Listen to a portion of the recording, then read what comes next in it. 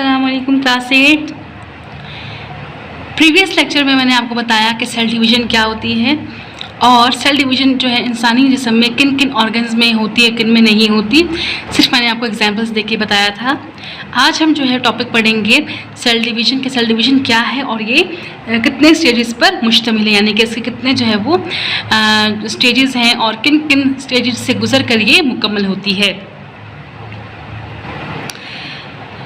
Science ने prove किया है कि न्यू सेल्स जो है वो बनते हैं पुराने सेल्स से। ठीक है, science discovered that new cells were formed by pre existing cells. ठीक है, the cells that undergoes division is called parent cell. वो सेल जो डिवीजन के अमल में दाखिल होता है उसे हम कहते हैं पेरेंट सेल। ठीक है, the cell that undergoes division is called parent cell and new cell formed as a result of division of parent cell are called daughter cells। ठीक है स्टूडेंट्स, यहाँ पे बात हो रही है कि जब पेरेंट सेल्स से न्यू सेल्स बनते हैं तो इन सेल्स को कहा जाता है डॉटर सेल्स।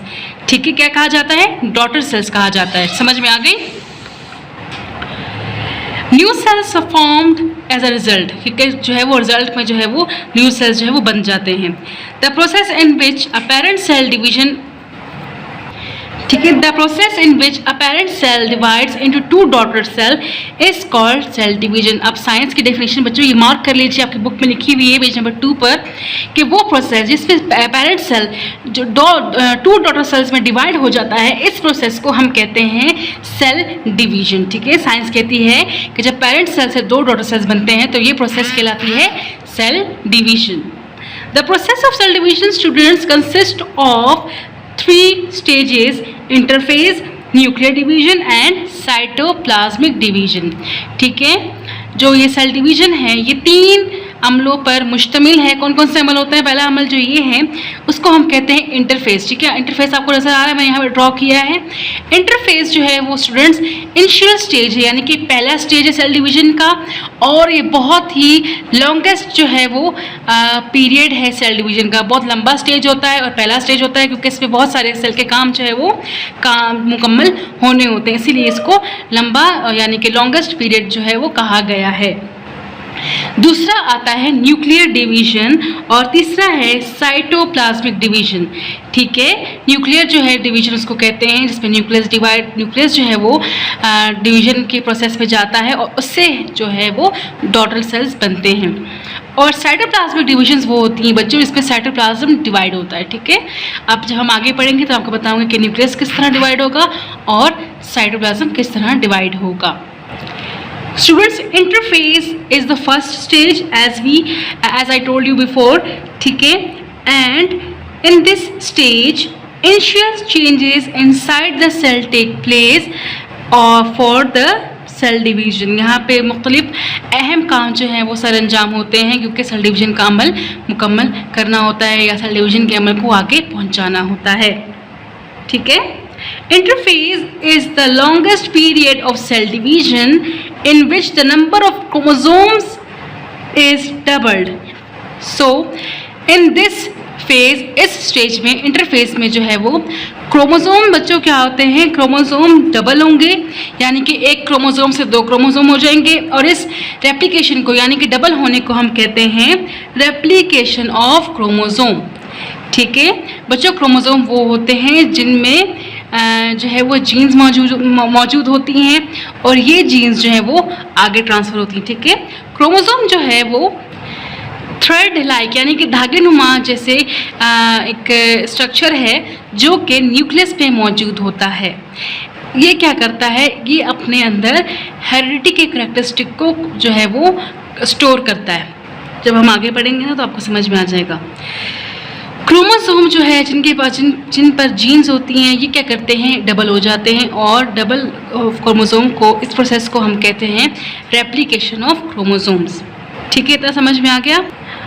आमतौर पर रेप्लिकेशन ऑफ क्रोमोसोम्स को रेप्लिकेशन ऑफ डीएनए जो है वो कहा जाता है। ठीक है, जब क्रोमोसोम्स जो हैं वो रेप्लिकेट हो रहे होंगे यानी कि डबल हो रहे होंगे, 1 से 2 हो रहे होंगे, तो इसका मतलब है कि डीएनए रेप्लिकेट हो रहा है। ठीक है, Centrioles start separating from one another. The needle-like structures which appear on the outer surface of a centriole are called esters. ठीक है बच्चों, आपको यहाँ पे नजर आ रहे होंगे। देखिए ये जो मैंने इंटरफेस बनाया है, इसके बीच में थ्रेड लाइक एक स्ट्रक्चर बनाया है, इसको मैं कह रही हूँ क्रोमोसोम। ये क्रोमोसोम जहाँ प्रेजेंट है इसको मैं कहती हूँ न्यूक्लियस। ठीक है, अब देखें इस क्रोमोसोम के बाहर जो है वो आपको स्ट्रक्चर नज़र आ रहे होंगे और आपको छोटे छोटे जो है वो धागेनुमा जो है वो स्ट्रक्चर नज़र आ रहे हैं। इन स्ट्रक्चर्स जो धागेनुमा है या निडल लाइक है, इनको कहते हैं एस्टर्स। और जो दरमियान में आपको बॉडीज नज़र आ रही हैं उनको मैं कह रही हूँ सेंट्रियोल्स। ठीक है, इसमें क्या होता है, सेंट्रियोल्स जो होती हैं वो एक दूसरे से अलग होना शुरू हो जाती हैं और आपको आउटर जो कवरिंग नज़र आ रही है निडल लाइक, ये क्या आता है, ये एस्टर्स कहलाते हैं जो कि इंटरफेज में काम करते हैं। ठीक है, प्लाज्मा मेम्ब्रेन बच्चों वो होता है जो प्लाज्मा मेम्ब्रेन जो है वो सेल के जो है वो आउटर कवरिंग होती है। अब न्यूक्लियस में क्रोमोसोम्स प्रेजेंट होते हैं। क्रोमोसोम्स क्या है, थ्रेड लाइक स्ट्रक्चर्स है। न्यूक्लियोप्लाज्म क्या है, न्यूक्लियोप्लाज्म वो है जो न्यूक्लियस के अंदर वाला एरिया, उसको हम कहते हैं न्यूक्लियोप्लाज्म। और जो न्यूक्लियोप्लाज्म को क्रोमोसोम्स को जो है कवर करती है उसको हम क्या कहते हैं, न्यूक्लियर मेम्ब्रेन कहते हैं। ठीक है, समझ में आ गई। ठीक है, अब जो नेक्स्ट टॉपिक है वो है हमारा न्यूक्लियर डिवीजन, जो कि सेल डिवीजन की क्या है, दूसरी स्टेज है। ठीक है, दूसरा स्टेज न्यूक्लियर डिवीजन है, इसको कैरियोकाइनेसिस भी कहा जाता है।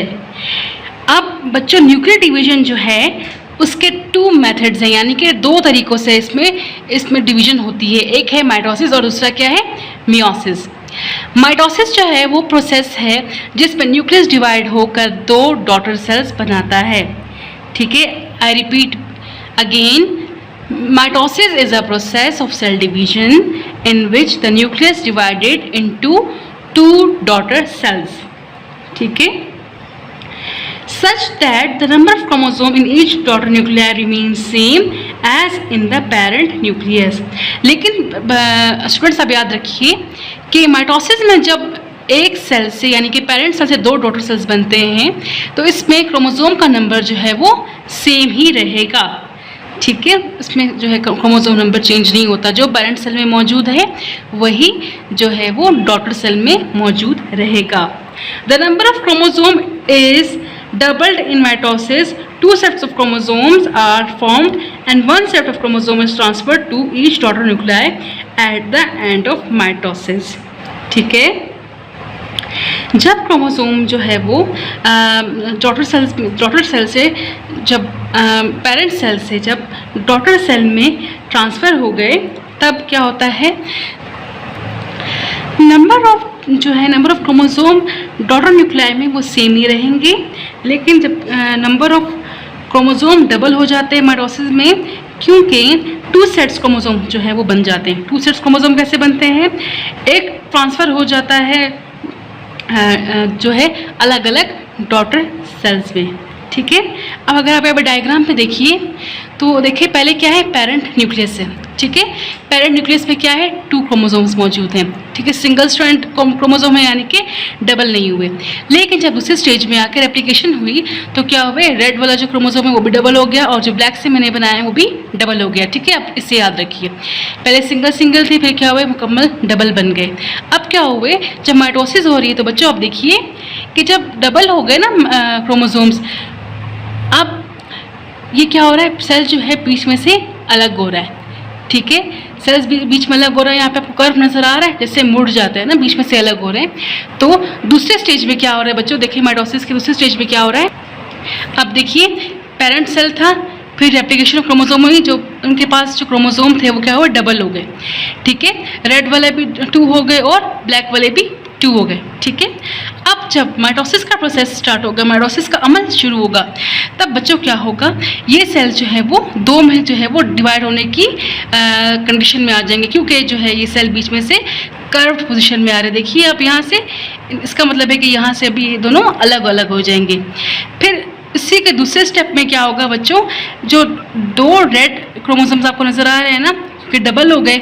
डबल क्रोमोसोम जो है वो 1 क्रोमोसोम कहलाता है।